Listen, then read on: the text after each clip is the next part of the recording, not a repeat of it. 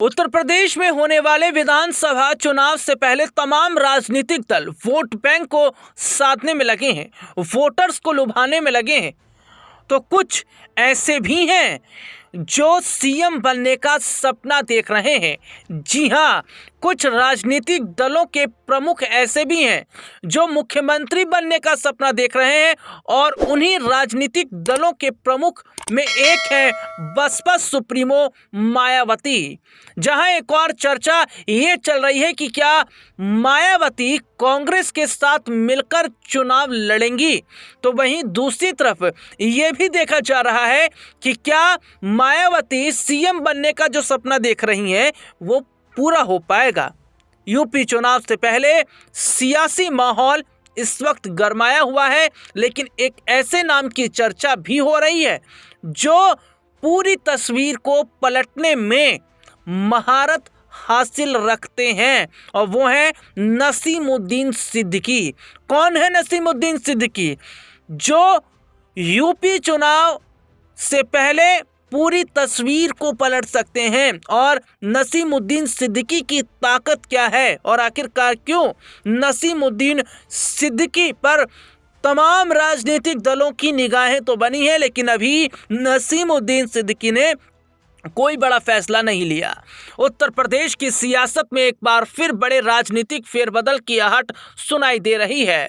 Bahujan Samaj party के कद्दावर नेता रहे और पूर्व कैबिनेट मंत्री नसीमुद्दीन सिद्दीकी ने कांग्रेस पार्टी से इस्तीफा देकर बड़ा दांव खेल दिया।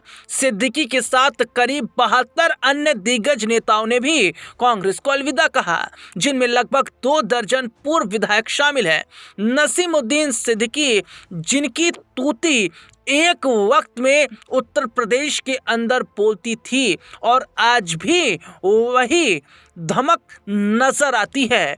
यूपी के बुंदेलखंड क्षेत्र से ताल्लुक रखने वाले नसीमुद्दीन को 2017 के उत्तर प्रदेश विधानसभा चुनाव के बाद बसपा से बाहर का रास्ता दिखा दिया गया था। उन्हें मायावती का काफ़ी विश्वस्त माना जाता था। बाद में बसपा ने उन पर पार्टी विरोधी काम करने का आरोप लगाया था। हालांकि उसके बाद नसीमुद्दीन ने प्रेस कॉन्फ्रेंस करके बसपा प्रमुख मायावती पर ब्लैकमेल करने का आरोप भी लगाया। इसे साबित करने के लिए उन्होंने एक ऑडियो टेप भी जारी किया। बाद में उन्होंने कांग्रेस का दामन थाम लिया था।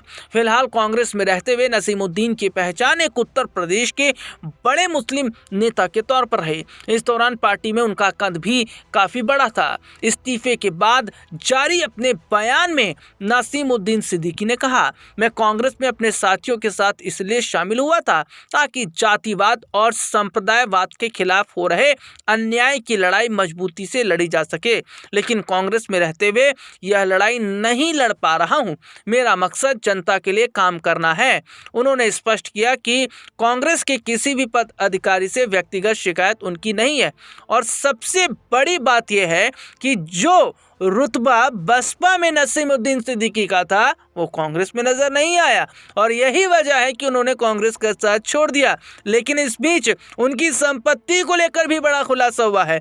नामांकन पत्र के साथ दाखिल शपथ पत्र में नसीमुद्दीन सिद्दीकी ने अपने पास कुल 13.73 करोड़ और अपनी पत्नी हुस्ना सिद्दीकी के पास 4.49 करोड़ की संपत्ति का ब्यौरा दिया, जबकि 2015 में दाखिल शपथ पत्र में उनके पास 3.92 करोड़ और उनकी पत्नी के पास 4.49 करोड़ रुपए की संपत्ति का जिक्र किया था। बसपा नेता के पास एक इनोवा गाड़ी और उनकी पत्नी के पास एक जीप है।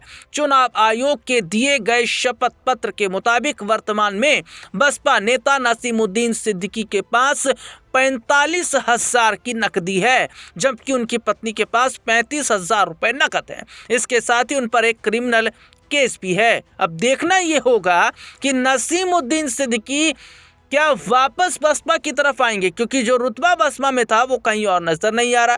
चुनाव सर पर है, और अगर ये कदम उठाते हैं तो क्या मायावती उनके जरिए मुसलमान वोट बैंक को एक बार फिर से साधने में कामयाब होंगी।